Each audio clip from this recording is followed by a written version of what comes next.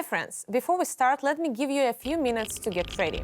I want you to make sure that Wi-Fi is working in your bomb shelter. Люди уверены, угроза ядерной войны реально как никогда, поэтому на такой случай многие хотят надежной защиты. Например, Нильс в свое время купил у правительства Германии бункер времен Второй мировой и сделал в нем музей. А теперь ему звонят не для того, чтобы купить билет, а снять койко-место. Today we are going to talk about the nuclear threat. As usual, on Russian television, the frightening subject is approached with a strange familiarity. Are you afraid? We are too. You are not alone in this, and while you're letting us know in the comments whether or not you are really afraid of a nuclear strike, we begin the new episode of Fake News. This is Masha Borzunova. Let's go. The main talking point of the past few weeks has been the dirty bomb. Киевский режим готовит на территории своей страны провокацию, связанную с подрывом так называемой «грязной бомбы» или маломощного ядерного боеприпаса. Many of you might be embarrassed to ask, what kind of bomb exactly? A dirty bomb. It is a weapon that contains a mixture of radioactive substances and conventional explosives. Цель провокации – обвинить Россию в том, что она применила оружие массового уничтожения на украинском театре военных действий и тем самым запустить в мире мощную антироссийскую кампанию, нацеленную на подрыв доверия к Москве. In case you are confused, let me try to explain. In late October, Russian Defense Minister Sergei Shoigu began to frantically call his counterparts in 4 NATO countries: the United States, France, Great Britain, and Turkey. Shoigu was calling them with a warning: Ukraine is preparing to launch this dirty bomb in order to blame Russia immediately afterwards. And the Defense Ministry has serious top-secret documents as concrete evidence. На Украине есть несколько предприятий ядерной промышленности, обладающих запасами радиоактивных веществ. В частности, это 3 действующих АЭС. Для создания грязной бомбы есть, как говорится, и мозги. Это специалисты Харьковского физтеха и Киевского института ядерных исследований. These documents migrated to TV screens from the briefing of the Ministry of Defense. It turned out that the photographs, which were being passed off as Ukrainian designs, were actually Russian-made. Which was the case with the other evidence from the presentation of the Ministry of Defense as well. Minister Shoigu was able to get through to 4 NATO countries, but the Russian armed forces could not even make convincing evidence in Photoshop. В соцсетях украинцы собирают донаты на ядерную бомбу. Raising money for nuclear weapons already sounds amusing.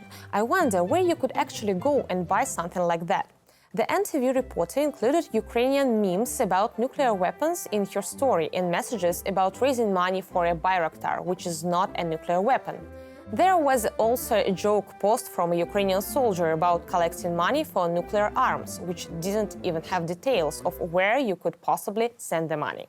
No one believed the Russian defense minister, and Ukraine invited the International Atomic Energy Agency to investigate the issue, but even the agency failed to find the dirty traces of the dirty bomb. Everyone is still talking about the possible use of nuclear weapons, and while the whole world is afraid that Russia might actually do it, Vladimir Putin explains, all of this hysteria is being orchestrated intentionally. Провокации с ядерным оружием, нагнетание возможности самого тезиса о возможном применении со стороны России ядерного оружия используются именно для достижения этих целей. Повлиять на наших друзей, на наших союзников, повлиять на нейтральные государства. Сказать ему: смотрите, кого вы там поддерживаете, какая Россия страшная страна, не надо ее больше поддерживать. Не надо с ней сотрудничать, не надо у нее ничего закупать, не надо им ничего продавать. На самом деле это примитивная цель. Что происходит в действительности? У нас мы ведь инициативно ничего никогда не говорили по поводу возможного применения России ядерного оружия, а только намеками отвечали на те заявления, с которыми выступали лидеры западных стран. We've already shown you how, since war began, the state broadcasters on Russian TV have repeatedly calculated the time it would take for Russian missiles to reach European capitals. But according to Putin, it is the West that is escalating. Госпожа Ли Страс, недавняя премьер-министр Великобритании, она же прямо сказала в разговоре с представителями прессы: да, в Великобритания ядерная держава, в обязанности премьер-министра входит возможное применение, и я сделаю это.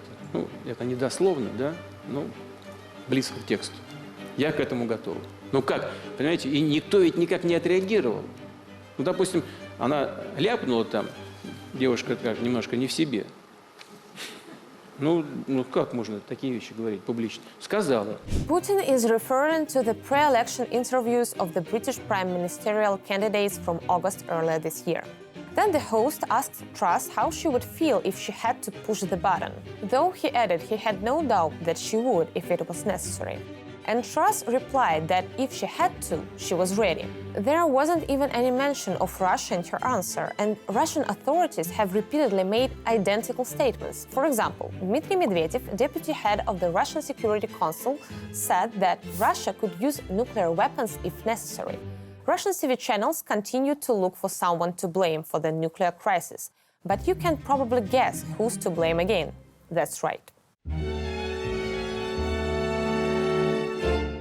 Для меня, например, гораздо более красной линией является призыв Зеленского нанести по России превентивный ядерный удар. А это чучело, оборзевшее, верно вы сказали, Зеленский, ко всему прочему, является еще и интеллектуально неполноценным гражданином. Есть же расхожее, что вообще, конечно, жутко не хотелось бы сгореть в ядерном пепле из-за идиотизма отдельно взятого бывшего КВНщика. Он когда предлагает американцам нанести ядерный удар превентивный по Российской Федерации, это чучело знает, что Украина находится рядом с Российской Федерацией, по которой он предлагает американцам нанести превентивный ядерный удар. Ты больной?